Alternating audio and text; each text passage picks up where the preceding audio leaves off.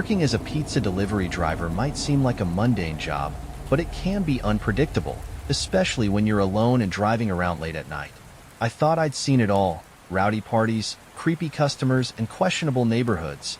But one night while delivering for Pizza Hut, I found myself in a situation that I will never forget.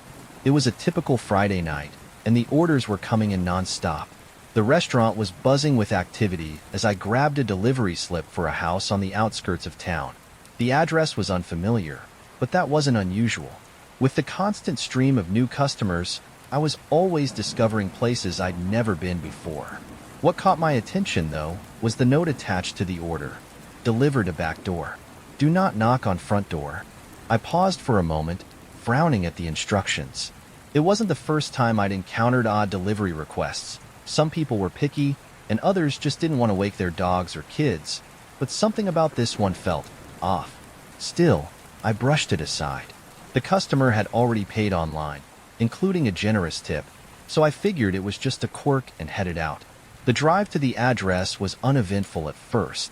The roads were dark and quiet, the occasional street lamp casting a yellow glow over the empty streets.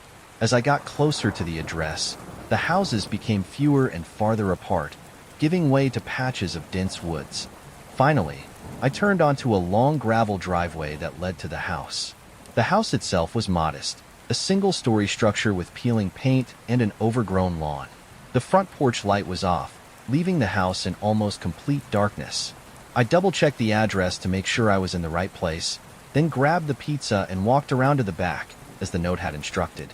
The backyard was even darker than the front, illuminated only by the faint glow of the moon. A rusted swing set creaked in the breeze, and the distant sound of crickets filled the air.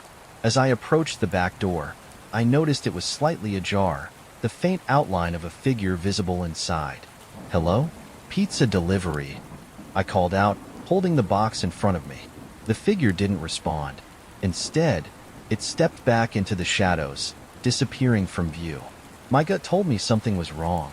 Every instinct screamed at me to leave, but I hesitated, not wanting to overreact. After all, people can be weird, especially at night.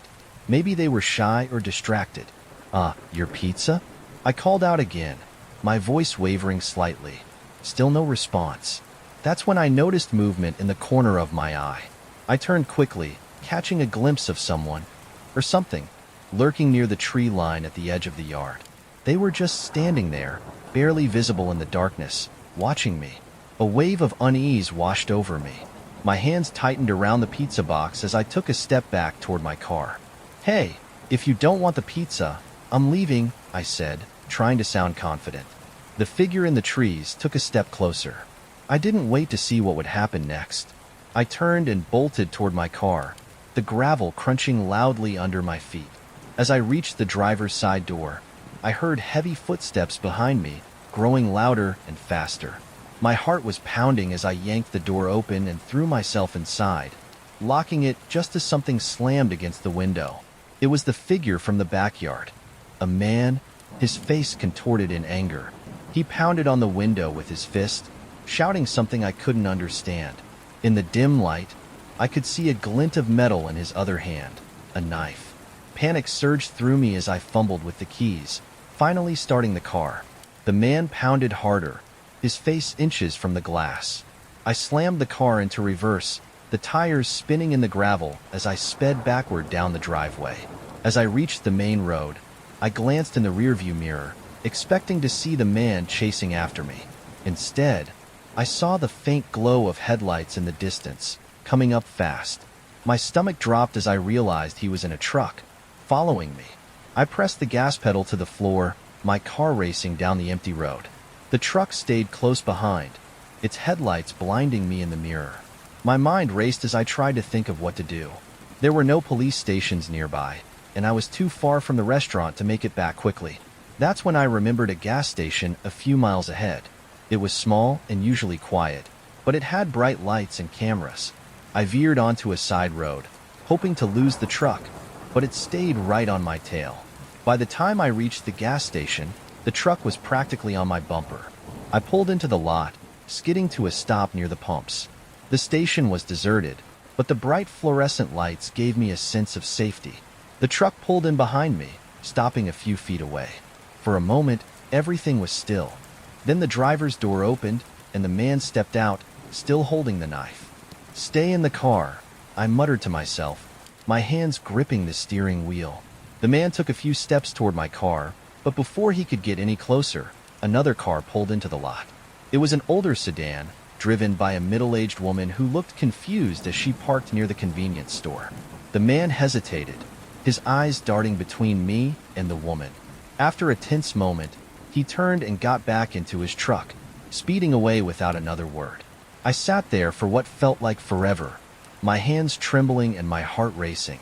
The woman in the sedan glanced at me, probably wondering what was going on, but I didn't care.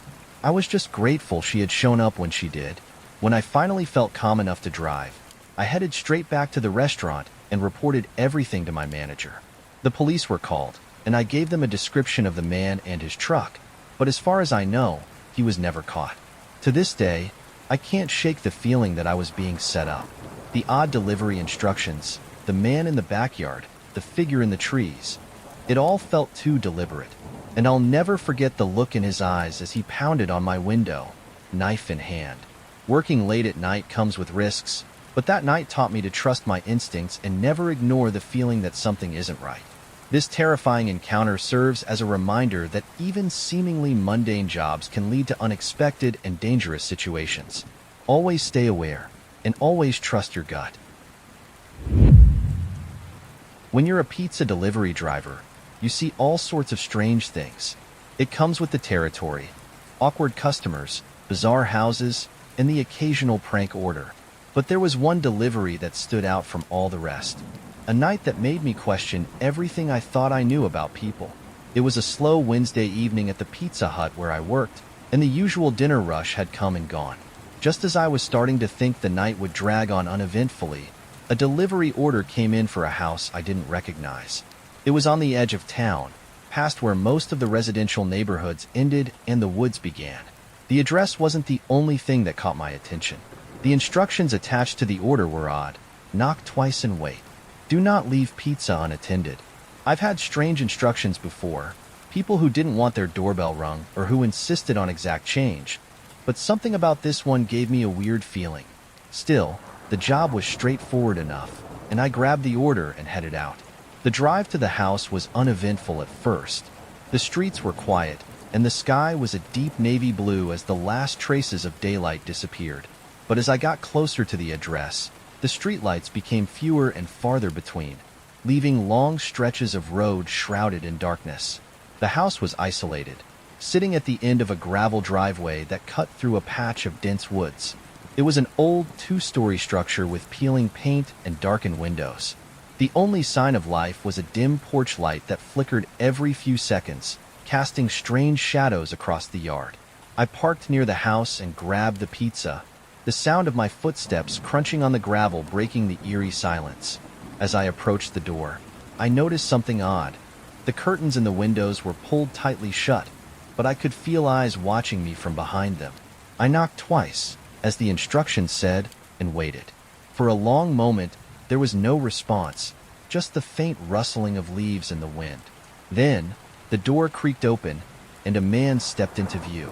He was tall and gaunt, with pale skin and deep-set eyes that seemed to sink into his skull. His clothes were slightly disheveled, and his thin lips curled into a smile that didn't quite reach his eyes. "You're here," he said softly, his voice carrying an unsettling tone. Yeah," I replied, holding up the pizza. "That'll be $24.50. He didn't reach for his wallet. Instead, he opened the door wider and gestured for me to come inside. "Come in," he said. "She wants to see you." I froze, unsure of how to respond. I can't," I stammered. "Company policy says we're not allowed to go inside customers' homes." The man's smile faltered, and for a moment, his expression became unreadable. Then, he stepped back, revealing a woman standing behind him. She was small and frail-looking, with long, stringy hair that hung in her face. Her eyes were wide, and she stared at me with an intensity that made my skin crawl. She didn't speak, just stood there, Watching? It's okay, the man said, his voice softer now. We just want to talk. Every instinct in my body told me to leave. The way they were looking at me, the way the woman hadn't said a word, it all felt wrong. But I didn't want to cause a scene or risk losing my tip, so I forced a smile and set the pizza down on the small table just inside the door. Here you go, I said, stepping back quickly. Thanks for ordering. The man didn't move to grab the pizza. Instead, he stood there with the woman, both of them staring at me in silence. The air felt heavy, and I could feel my heart pounding in my chest. Have a good night, I said awkwardly, turning to leave. As I walked back to my car, I could feel their eyes on me, even with my back turned. When I reached the driver's side door, I glanced over my shoulder and saw them still standing in the doorway, their silhouettes framed by the flickering porch light. They didn't move. They didn't speak. They just watched. I climbed into the car, my hands shaking slightly as I fumbled with the keys. As I started the engine, I thought I saw the man take a step forward, but I didn't wait to find out. I reversed down the driveway as quickly as I could, the gravel crunching loudly under the tires. When I reached the main road, I finally let out a breath I didn't realize I'd been holding. The house was out of sight, but the uneasy feeling lingered. I couldn't shake the image of their faces. The way the man's smile never quite looked genuine, the way the woman's eyes seemed to pierce through me. Back at the restaurant, I told my manager about the strange encounter. He laughed it off, joking that I'd probably just delivered to some eccentric shut-ins. But I couldn't help wondering if there was more to it than that.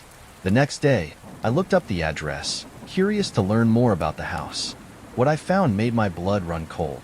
The house had been abandoned for years. The previous owners had moved out after a string of bizarre incidents, claiming the property was cursed. There were rumors of strange lights in the woods, unexplained noises at night, and a feeling of being watched. To this day, I don't know who or what I delivered that pizza to.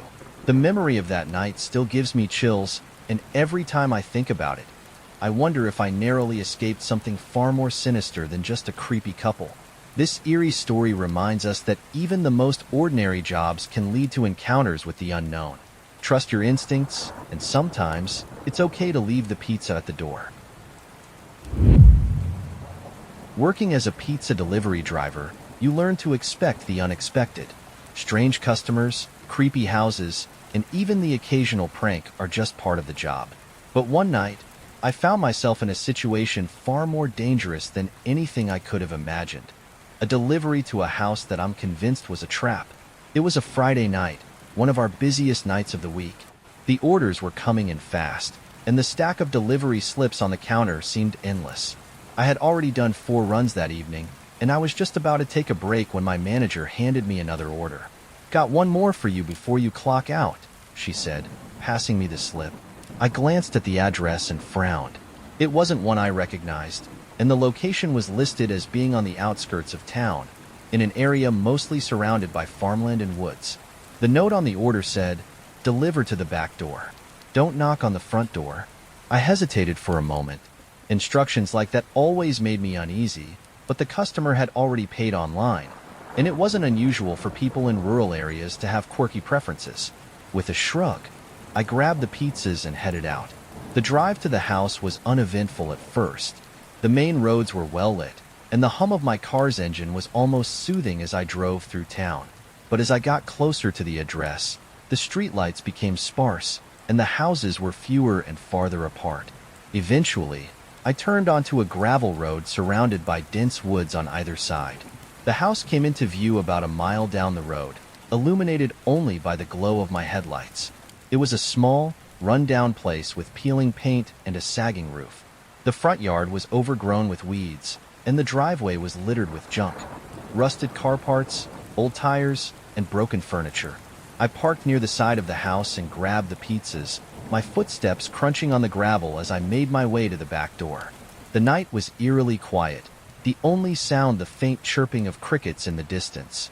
The back door was partially open, creaking softly in the breeze. A single, dim light bulb hung above the doorway, flickering every few seconds. I hesitated, my gut telling me something was off, but I didn't want to jump to conclusions, so I called out, "Pizza delivery." There was no response. I stepped closer, leaning into the doorway. "Hello?" I called again. From inside, I heard movement, slow, shuffling footsteps. My heartbeat quickened as I peered into the dark interior of the house. The room beyond the doorway looked like a kitchen, but it was bare, with no furniture or appliances in sight. Just an empty space with peeling wallpaper and a cracked linoleum floor. "Leave it on the counter," a voice said suddenly, startling me. The voice was deep and raspy, coming from somewhere deeper in the house. I couldn't see who had spoken, and the shadows inside seemed to stretch and shift unnaturally. Sure," I said, stepping just inside the door. The air was thick and smelled faintly of mildew. I placed the pizzas on the counter and turned to leave, but before I could take another step, I heard the sound of a door slamming shut somewhere inside the house. My stomach dropped. Something about the sound felt deliberate, as if someone was trying to trap me. I quickened my pace, heading back toward the door, but as I reached it, I noticed movement outside. Through the small, dirty window beside the door, I saw a figure standing near my car. It was a man, tall and broad-shouldered, wearing a dark hoodie. He was leaning against the driver's side door, his arms crossed, as if waiting for me. Panic set in as I realized I was trapped. Someone was inside the house, and now someone else was outside, blocking my only escape. "Is everything okay?" I called out, trying to keep my voice steady. No response. The man by my car didn't move, and the house remained silent except for the faint creak of the floorboards behind me. I took a deep breath, trying to think. My phone was in my pocket, but I wasn't sure if I could pull it out without drawing attention. Instead, I decided to try talking my way out of the situation. "Hey, if you guys need anything else, just let us know," I said, backing toward the door. "I've got other deliveries to make, so I'll just—" Before I could finish, the man outside turned his head and looked directly at me. Even in the dim light, I could see his face, expressionless, his eyes cold and calculating. That's when I made my decision. I bolted for the door, shoving it open and sprinting toward my car. The man by the car moved to block me, but I ducked around him, my adrenaline pumping. I yanked open the passenger door and climbed inside, locking the doors as quickly as I could. The man banged on the window, shouting something I couldn't understand. I didn't wait to find out what he wanted. I threw the car into reverse, the tires kicking up gravel as I backed out of the driveway. The man chased after me for a few steps, but I didn't stop until I was back on the main road, my hands shaking on the steering wheel. When I got back to the restaurant, I told my manager everything. She immediately called the police, and I gave them a description of the house and the man I'd seen. A few days later, the police contacted me with an update. They had gone to the house to investigate, but found it abandoned. There was no sign of the people I'd encountered, and the house itself was nearly empty, as if no one had lived there for years. To this day, I don't know what would have happened if I'd stayed in that house any longer. The thought of those cold eyes staring at me through the window still gives me chills. It was a stark reminder that some places, and some people, aren't what they seem. This story serves as a chilling example of how routine jobs can lead to unexpected danger. Always trust your instincts, and never ignore the feeling that something isn't right. Working at Pizza Hut meant dealing with odd customers, strange requests, and the occasional prank order. But nothing prepared us for the night when someone used a delivery driver disguise for something far more sinister. It started out as a routine evening, but ended with a chilling reminder of how danger can strike when you least expect it. It was a quiet Tuesday night, and the dinner rush had come and gone. I was working the counter with my manager, Laura, while two drivers were out on deliveries. Business had slowed, and we were chatting idly when the door swung open, setting off the little bell that hung above it. A woman walked in, holding a pizza box. She looked about 30, dressed in a baggy hoodie and jeans, with her hair tied back in a messy ponytail. She had a disheveled appearance, like someone who had been up all night. But what stood out most was the Pizza Hut logo on her shirt. "I think I grabbed the wrong pizza," she said, holding out the box. Her voice was flat, and she avoided eye contact, her gaze darting nervously around the restaurant. Laura and I exchanged a quick glance. "You're with us?" Laura asked, nodding toward the logo on the woman's shirt. "Yeah, the woman replied quickly. I just started. New hire. Something about her seemed off. I'd been working there for a while and knew everyone on the schedule, and we hadn't hired anyone new. But I didn't want to accuse her of lying outright, so I played along for the moment. Let me see what you've got, I said, reaching for the box.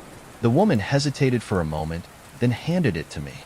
The box was unusually light, and when I opened it, I realized it was empty. I looked back at her, confused. There's nothing in here, I said. Her expression didn't change. It's my mistake, she said quickly, backing toward the door. I need to grab the right one from my car. Laura stepped forward, crossing her arms. Hold on, she said. I don't recognize you. What's your name? The woman froze, her face pale. For a moment, it looked like she might say something, but instead, she turned and bolted out the door. Laura and I stared at each other, stunned. The woman had run to an old sedan parked haphazardly in the lot. She jumped in, slamming the door, and sped off without turning on her headlights. What the hell was that about? Laura asked, her voice shaking slightly. I shrugged, still holding the empty pizza box. Maybe a prank? I suggested, though deep down, I didn't believe it. Something about the whole interaction felt too deliberate. We decided to call the police, just in case. While we waited for an officer to arrive, Laura checked the security footage. Watching the recording only made the situation feel more unsettling. The woman had parked far from the door, in the darkest part of the lot, and waited in her car for several minutes before coming inside. It was as if she'd been working up the nerve, or planning something. When the officer arrived, we explained what had happened and showed him the footage. He nodded grimly. We've had a few calls about someone matching her description, he said.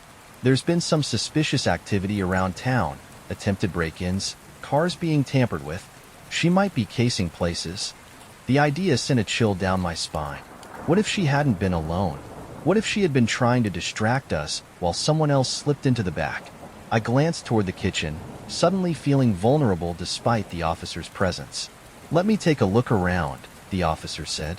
He walked through the building, checking the kitchen, the storage area, and even the walk-in freezer. Thankfully, everything seemed normal, but the uneasy feeling lingered. Before he left, the officer gave us some advice. Keep your doors locked, especially after dark. If she or anyone suspicious comes back, call us immediately. The rest of the night passed uneventfully, but I couldn't shake the incident. Why would someone go to the trouble of pretending to be a delivery driver? What was her endgame? I thought about the way she had looked around the restaurant, almost like she was scouting it out. And that empty pizza box, was it just a prop, or did it mean something more? A few days later, we got our answer. One of the drivers, Jake, came rushing into the restaurant during his shift, his face pale and his hands shaking. You're not gonna believe this, he said, dropping his car keys on the counter. I just saw that woman, the one with the empty box. Where? Laura asked, her voice sharp. She was sitting in her car outside one of my deliveries, Jake said.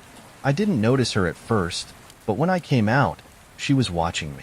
I tried to get a better look, but she drove off before I could get her plate number. We reported the sighting to the police, who promised to investigate. That night, I couldn't stop thinking about Jake's story. Was she following him? Was she targeting our restaurant or delivery drivers in general? The answer came a week later, in the form of a news report. A woman matching her description had been arrested in a neighboring town. According to the report, she had been caught trying to break into a restaurant after hours. When police searched her car, they found burglary tools, a disguise, and, chillingly, a handgun. The story was a wake-up call. It wasn't just a weird prank or a harmless scam. That woman had been planning something dangerous, and she had come to our restaurant as part of her plan. In the weeks that followed, we tightened our security. We installed new cameras, kept the doors locked after dark, and made sure to check every delivery request for anything unusual. I'll never forget the feeling of dread that settled over me every time I thought about that woman, standing there with her empty pizza box and her hollow eyes. It's a reminder that danger can come in unexpected forms, even in a place as ordinary as a Pizza Hut. And sometimes, trusting your instincts can make all the difference. This unsettling story highlights how even the most ordinary jobs can lead to brushes with real danger. and the importance of staying vigilant, no matter how routine things may seem. When I first started working at Pizza Hut, I thought it would be an ordinary job. I expected long hours, greasy hands, and late-night cleanup shifts, not paranormal activity. But the restaurant I worked in wasn't like any other Pizza Hut. It had a reputation, whispered among employees, of being haunted. At first, I thought it was just stories to scare the new hires. Then I experienced it for myself. The building wasn't much to look at, just a typical, slightly outdated restaurant with dim lighting and a red roof. But it was old, one of the first Pizza Huts in the area, and it showed. The walls had cracks, the paint was faded, and the equipment seemed like it could fall apart at any moment. Rumor had it that the place had been built on the site of an older diner that burned down in the 1970s, though no one could confirm if that was true. During my first few weeks, I didn't notice anything unusual. Sure, the kitchen felt a little colder than the rest of the building, and the freezer gave me the creeps, but I figured that was just my imagination. It wasn't until I started working closing shifts that things started to happen. One night, I was cleaning the dining area after closing. The other employees had already clocked out, and it was just me and the shift manager, Carla. She was in the office finishing paperwork, and I was wiping down tables when I heard it, a faint whisper. At first, I thought it was Carla talking to me, but when I looked around, there was no one there. The sound was soft, like someone speaking just out of earshot, and it seemed to come from the far corner of the dining room near the salad bar. "Carla?" I called out, my voice shaky. "What?" she yelled back from the office. "Did you just say something?" "No, why?" I didn't answer. The whispering had stopped, and I convinced myself it was nothing.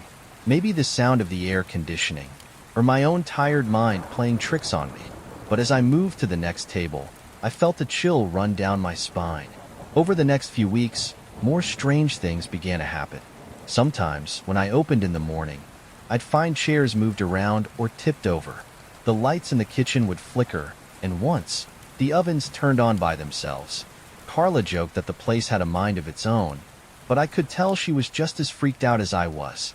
The worst of it happened on a night when I was working late with two other employees, Jake and Melissa. It was a slow night, and we were getting ready to close. Jake was cleaning the kitchen, Melissa was restocking the freezer, and I was mopping the floor near the register when the power cut out. We all froze, the sudden silence making the air feel heavy. The only light came from the glow of the emergency exit signs. "Did someone hit the breaker?" Jake asked, his voice echoing in the dark. "No," Melissa called out from the freezer. "I was in the back." I grabbed my phone and turned on the flashlight, shining it toward the breaker panel near the office. "I'll check it," I said, trying to sound braver than I felt. As I moved toward the back, I heard a loud bang from the freezer. Melissa screamed, and Jake and I ran to see what had happened. We found her pounding on the inside of the freezer door, her breath fogging the glass as she yelled for help. "It locked," she cried. "I didn't touch anything, I swear." Jake and I yanked on the handle until it finally gave way, the door swinging open with a loud creak. Melissa stumbled out, shivering and pale. "It just shut on its own," she said, her voice trembling. I shone my flashlight into the freezer, but it was empty. The only sound was the faint hum of the cooling system. That was the moment I realized we weren't just dealing with faulty equipment or bad wiring. There was something in that restaurant, something we couldn't see but could definitely feel. The power came back on a few minutes later, but none of us wanted to stay any longer than we had to. We finished closing as quickly as possible, keeping the lights on and sticking together the entire time. After that night, I started asking around about the restaurant's history. One of the older employees, Dan, told me a story that made my blood run cold. "Back when I first started working here," he said, "there was this guy who used to come in all the time. Real quiet, kind of weird. He'd sit in the same booth every day and just stare at the kitchen. One night, he didn't leave when we closed, and the manager had to ask him to go. The next morning, they found him dead in his car in the parking lot. Heart attack." Dan shrugged. "I always wondered if he was still hanging around, you know? Like, his spirit never left." I didn't know if I believed him, but the thought stuck with me. The booth Dan mentioned was the same one where I'd heard the whispering that first night. Over time, I learned to live with the strange occurrences. As long as I stayed out of the freezer and avoided the dining room after dark, I felt mostly safe. But every now and then, I'd catch something out of the corner of my eye, a shadow that didn't belong, or a flicker of movement where there shouldn't be any. The other employees and I started calling the ghost Charlie. It was easier to joke about him than to dwell on the fear. Eventually, I left that job for something better, but I still think about those nights at the haunted Pizza Hut. I wonder if the new employees have noticed anything strange, or if Charlie has decided to move on. Whatever the truth is, one thing is certain. That restaurant wasn't just another Pizza Hut. It was a place where the past lingered, and where the line between the living and the dead felt just a little too thin. This unsettling account of a haunted workplace reminds us that sometimes, the places we think are safe can hide things that defy explanation.